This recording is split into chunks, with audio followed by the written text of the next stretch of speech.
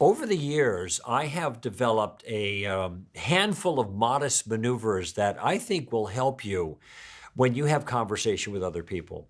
I call them mini tactics because the concepts are relatively uncomplicated and they can be put into play pretty easily when needed.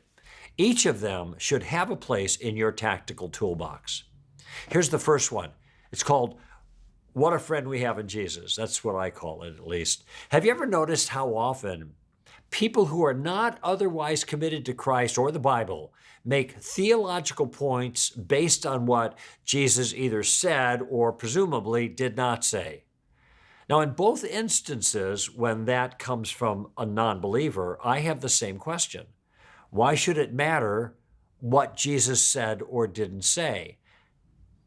Well, of course, in one sense, the answer is obvious. Jesus has credibility, even with those who are not his followers. The person who's making the appeal is trying to bolster their view by conveniently enlisting Jesus as an ally. And it's a smart move, but it's one we can make use of too. So here's the general principle that guides this tactic. Pit the challenger against Jesus, not against you, whenever you can. Now, this was the approach that I used when I faced off with New Age guru Deepak Chopra in a national TV debate. You know, Deepak is one of those few people in the world who are recognized simply by their first name. And I knew that it would be a mistake to position my credibility against Dr. Chopra's fame, okay? Because in a Chopra versus Kokol matchup, I was really outgunned, all right? But there was someone else on my side who had a lot more firepower than me, and that was Jesus.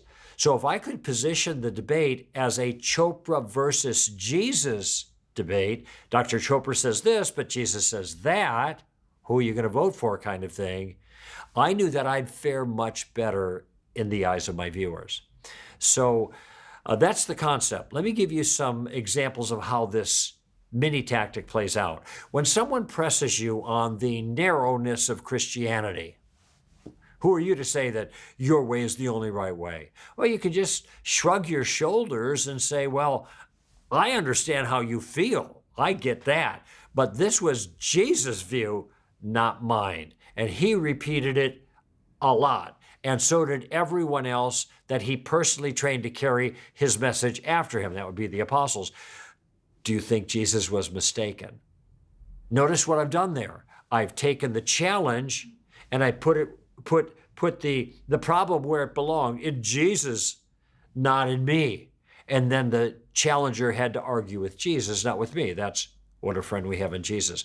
You know, once I got a letter from a dad whose daughter was competing in a statewide beauty pageant, and she was sure to face the question about same-sex marriage that was being asked a lot back then, which was an obvious attempt to marginalize anyone who didn't toe the politically correct line on that issue.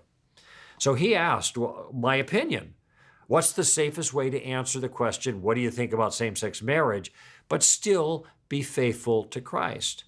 Now, Jesus said we should be innocent but shrewd, so I worked out a response that I think satisfied both requirements. And here's what I told him to tell his daughter to say if faced with that question.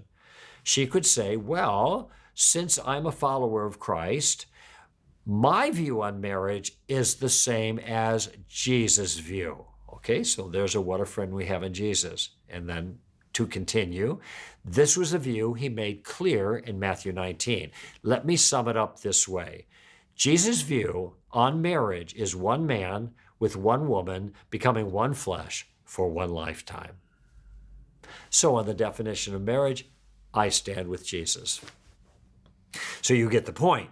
You disagree with the Christian on this, and you disagree with Christ. And that is the point of the tactic.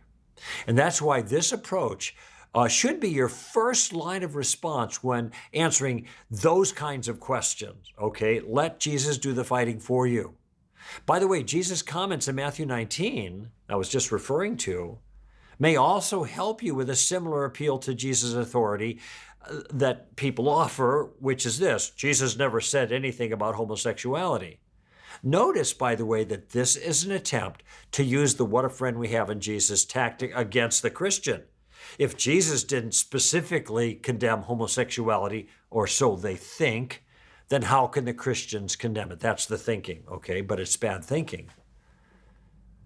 Notice Jesus was apparently silent on slavery, capital punishment, spousal abuse, sex trafficking, racism, child abuse, and gay bashing, for goodness sake. I mean, just to name a few. So do we conclude from his silence that he approved of these things? No, that's not going to work, okay? However, it appears Jesus actually did say something indirectly about homosexuality and same-sex marriage and gender dysphoria and all those kinds of things. It's right there in Matthew 19. One man with one woman becoming one flesh for one lifetime. Notice that covers all the bases because everything that's said in the Bible about marriage and sexuality is covered in that statement. So my encouragement to you is to take advantage of any opportunity that you can find to get Jesus on your side. Let Jesus do the arguing for you. Now, you may have to set this up in advance by asking, what's your opinion on Jesus? This is Columba 1, basically. What do you mean by that? You're gathering information. But once you get that, if they have a high regard for Jesus, then you can move forward. Most of the time, people are going to give you a positive response because most people like Jesus. So let them establish Jesus as an authority, a great teacher or an important prophet or a guru of some sort, whatever. Then you leverage Jesus in your favor. So the "what a friend we have in Jesus" tactic trades on the high regard people have for Jesus as an authority, even if they're not one of his followers. The general principle for the tactic is to pit the challenger against Jesus whenever you can. Get Jesus on your side, let him do the arguing for you. And when someone disagrees with you, they'll be disagreeing with Christ. Now, the next tactic, well, my mom had a saying that reminds me of it. She used to say, "Sticks and stones will break your bones, but names will never hurt you." You know this one, right? Because your mom probably told you the same thing too. It's a clever saying that encourages us to simply brush off foolish people, ignore the empty insults, and move on. And that's usually good advice. But it's not entirely accurate because when it comes to thinking carefully, name-calling can be a distraction, and so it can do some damage. And this is where the sticks and stones tactic comes in. Like steamroller, this is a defensive tactic, all right? So you're protecting yourself with this tactic. It's a maneuver to protect you from a certain type of bad thinking and bad manners called name-calling. Now, here's how the tactic works. Whenever anyone tries to deflect your point by labeling you with a nasty name, a bigot or a homophobe or an Islamophobe or racist or whatever, always ask for a definition. That's the key. Always ask for a definition. Look, the rhetorical force of these words that people are using against you is sometimes so powerful, you're going to have a hard time overcoming them unless you flush their meanings out into the open. Negative labels succeed much of the time at marginalizing you because of their ambiguity. Plus, the person using them has changed the subject, hasn't he? From the issue at hand to a question of your character, which is irrelevant to the discussion. So don't fall for it. There are two advantages of asking for a definition. First, it stops the momentum of the unfair attack and puts you back in the driver's seat.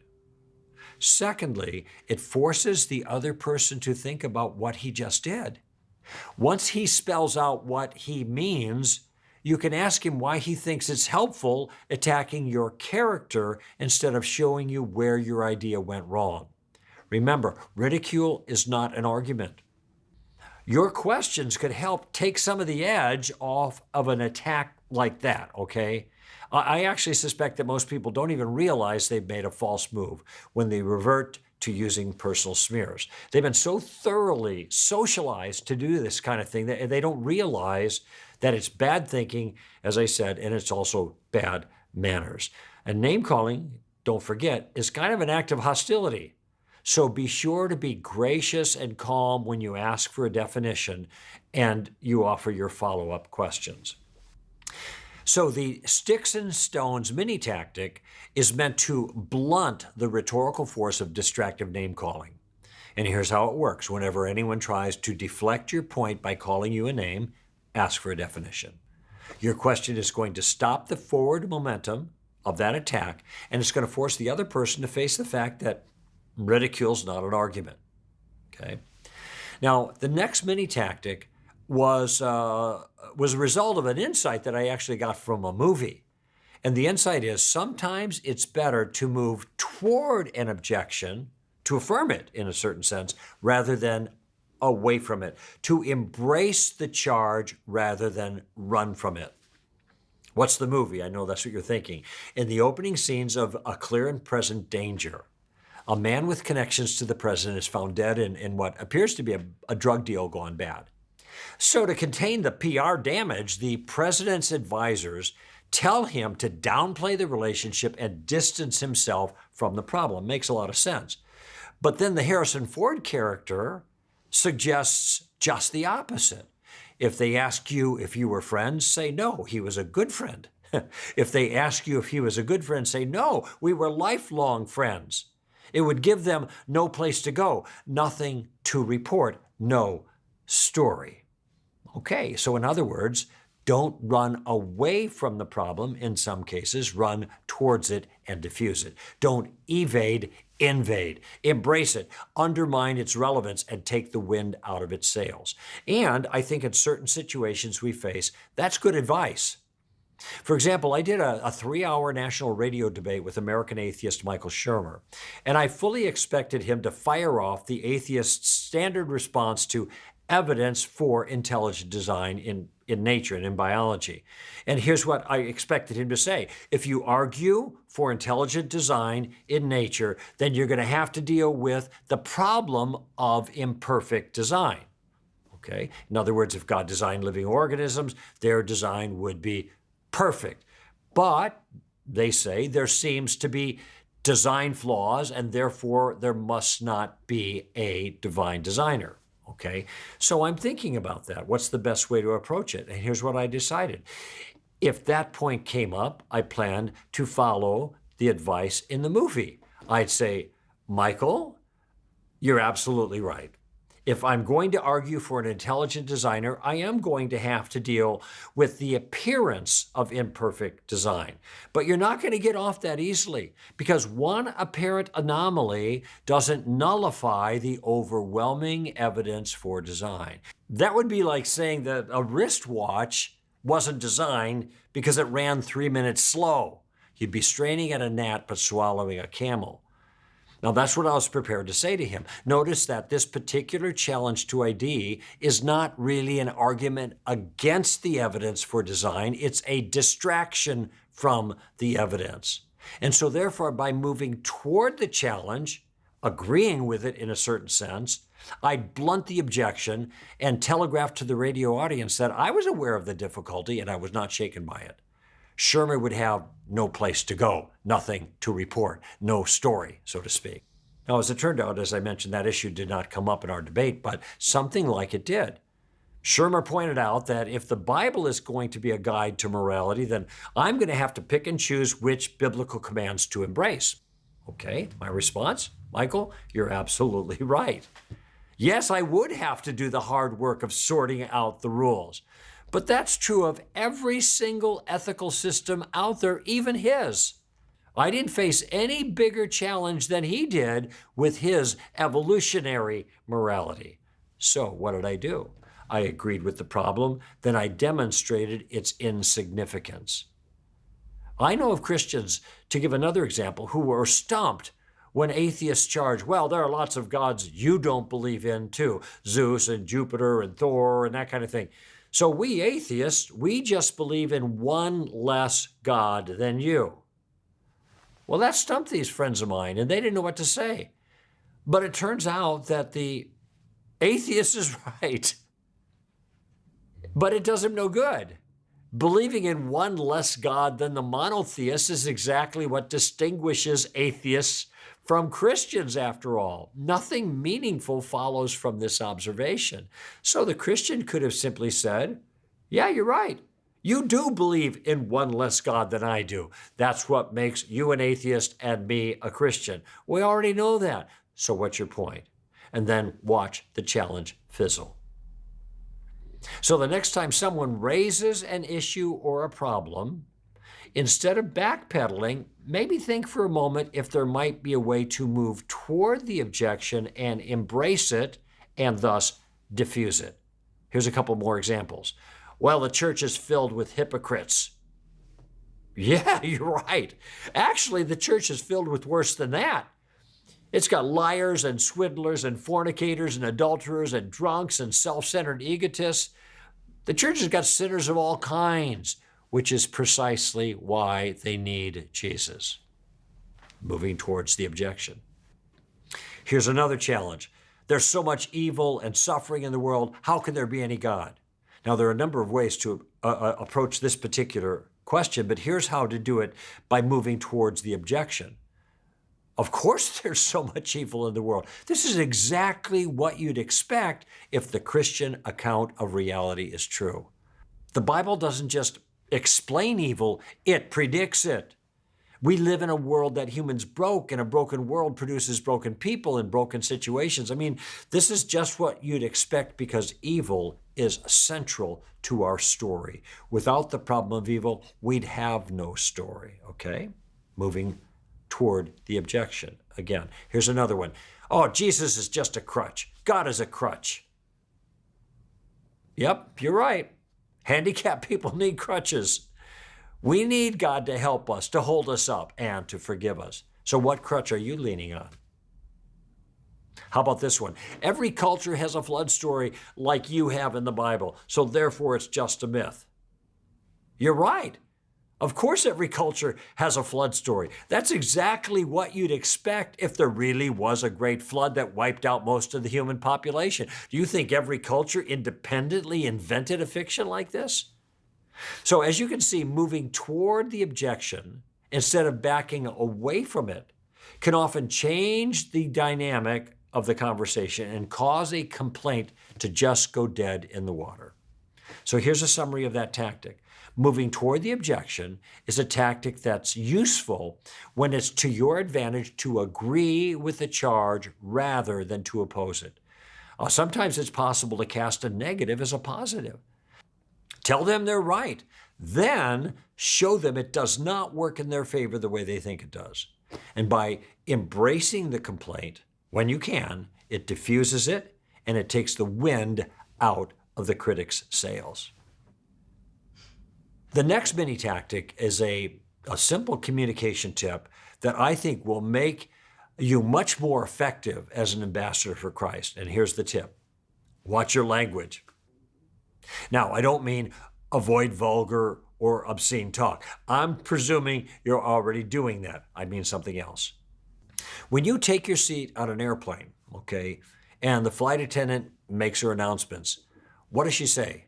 She says, blah, blah, blah, blah, blah, blah, blah, right? It's flight attendant noise. We tune it out. But in the same way, much of our lingo as Christians sounds like religious noise to outsiders.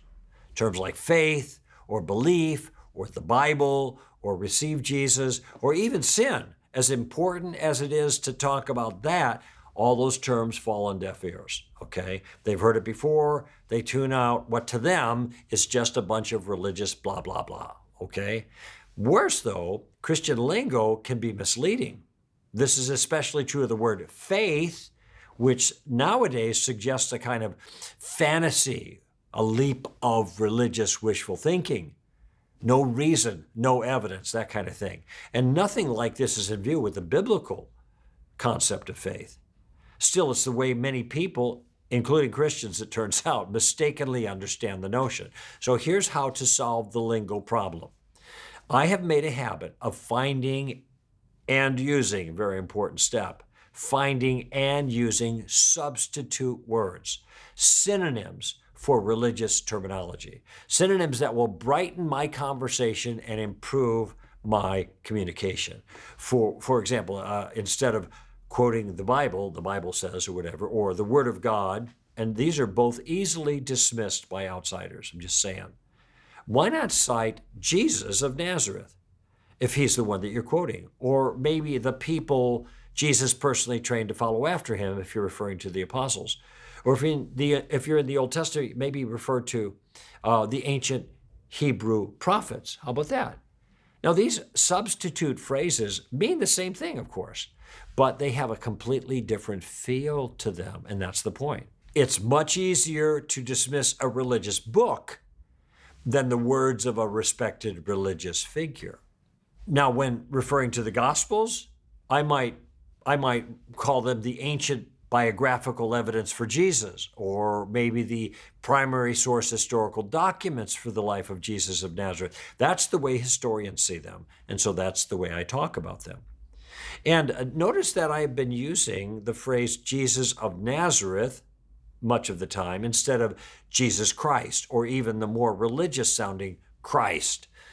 My phrase communicates, I think, a kind of feet on the ground, real person of history. Okay, these are words that are fresher to contemporary ears, and they help them kind of maybe see these things in a way they never saw them before. Okay. By the way, I advise you to banish the word faith from your vocabulary. I think this is going to be very hard, but I want you to know something. I've done that because this word works against us almost every single time we use it, even when we're talking with Christians. Instead, substitute the word trust for the exercise of faith. So I have placed my trust in Jesus, which, by the way, is the precise meaning of the original biblical term anyway. I would substitute the word convictions for the word faith when I'm talking about the content of my faith. So these are my Christian convictions, which sounds like the things that I become convinced of, okay? And for the same reason, do not talk about your beliefs. It's too easy to misunderstand that word as a reference to mere beliefs or subjective, true for me preferences. Rather say this. This is what I think is true. Or these are my spiritual convictions, not religious convictions, but my spiritual convictions. People don't want to be religious, but they're happy with being spiritual. So say it that way. I've even avoided the word sin lately, and that's not because of timidity, but because the English word doesn't seem to deliver anymore. Instead, I talk about our moral crimes against God, or maybe our acts of rebellion, or our sedition against our sovereign. All right. And by contrast, please forget the terms like blown it or messed up as synonyms for sin. Lots of people use it. I've used it in the past too. But I realize these ways of putting it end up trivializing our wickedness before God. And we don't want to do that. The word forgiveness, it still seems to have emotional power, and I do use that, but sometimes I will substitute the word pardon or maybe clemency or mercy, and these substitutes can put a fresh face on the terminology. Now, look, there's nothing wrong with using replacement words. Biblical translation it's always a matter of choosing appropriate synonyms for original Greek or original Hebrew terms. The goal isn't to soften the original meaning. Actually, by contrast, the goal is to substitute more vivid or powerful or precise words for terms that are stale religious language. And I think that actually adds more punch to our point, not less. So to sum up the tactic here, watch your language is a general guideline reminding you to banish religious lingo from your vocabulary. Get rid of it altogether. It's really hard to do, but it will really help if you do it. The lingo means nothing to non-Christians. It can sound annoying, and it can also be misleading. To fix the problem, use appropriate synonyms for the stale religious terms that you'd used before. Try to find down-to-earth ways of communicating your convictions to others so they don't tune you out. Okay? Now, here's another one that might help you. Many challenges offered by skeptics amount to little more than what I'm going to call intellectual trash talk. Why do I use that phrase? Because they're clever sounding complaints that have rhetorical impact and effectively intimidate people, but they have nothing to do with any reasonable case against God or Christianity. Here is where a bit of reflective thinking coupled with this simple mini tactic can be golden. I want to teach you the tactical power of a humble two-letter word. The word is actually a little giant, putting the ball back into the skeptic's court and putting you in the driver's seat of an otherwise difficult situation. And when used properly, it can stop a challenger in their tracks and turn the tables and get them thinking. That little word used as a question is the word so. You can use this tactic when it's clear to you, and this is the reflective part, when it's clear to you that the charge fired at your convictions does not hit any meaningful target. Put another way, even if we agreed with the claim, nothing useful follows from it, nothing damaging to us either, by the way. So your response is to sympathize with the challenge and then simply say, so?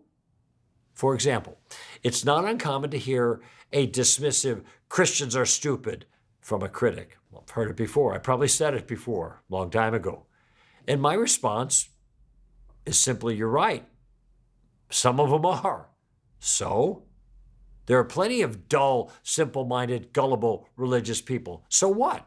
Lots of non-religious people are mentally dense too, right? Of course they are. Hey, can Christianity be true if some Christians are dumb? Sure. Can atheism be false even if an atheist is brilliant? Sure. The observation, even if true, takes us nowhere. It's just trash talk. Here's another one. Christians are hypocrites. And we looked at this from another angle a moment ago, but here's a way of using this tactic. Yep, some of them are. So? Churchgoers have all sorts of vices. We know this. What does this tell you about Christ? Nothing. Sure, some religious people don't live up to their convictions. Right. Therefore what? Christianity is false? Well, that doesn't follow. Here's one more example, and it's something I've heard a lot. You're a Christian because you were raised in America. If you were raised in Iraq, you'd be a Muslim. And my answer is, probably. So? I mean, even if that's true, what does it tell us about the merits of Christianity versus Islam? It doesn't tell us anything. What does it tell us about the merits of theism versus atheism? It doesn't tell us anything. Now, this may be an interesting observation about culture or anthropology, but it tells you nothing at all about the truth or error of any specific religious claim. And by the way, if the atheist were raised in Iraq, he wouldn't be an atheist. Now what? You see how that's a dead end. So let me give you a tip. Whenever someone faults an idea by attacking something about the person who holds it and not by addressing the idea itself, you know they're being irrational. Here's why. You cannot refute a view by attacking something else. You cannot refute a view by attacking something else. The question for the atheist is simple. Does God exist? He'll never get anywhere close to an answer to that question by focusing on a human anthropology or human psychology or human behavior. Each of those, though interesting in their own right, are irrelevant to the question at hand. These attempts are nothing more than genetic fallacies or psychogenic fallacies or ad hominem fallacies, and these are all irrational missteps, not thoughtful responses. Anyone advancing such an appeal is being unreasonable. So listen carefully to a challenge, then ask yourself what follows even if the claim is accurate. What follows about the truth of Christianity or God or Jesus or any of that? And if there's nothing that you're aware of, point it out using this tactic. Then see what happens. Rhetorical tricks like these may be daunting to the untutored who can't see through them, but they don't work. Weed out the trash talk by using the power of so mini tactic, and you will have a lot less to deal with, okay? So the power of so employs a simple question, so, that disputes the relevance of challenges that sound compelling at first glance, but turn out to be completely irrelevant to any case against God or any case against Christianity. Whenever someone faults an idea by attacking something about the person who holds it and not by addressing the idea itself, just agree with the point for the sake of argument, then ask, so? Well, those are the mini tactics, and I know they'll be helpful if you, one, learn how to use them, and two, use them, okay? Remember, if you don't do it, it don't work.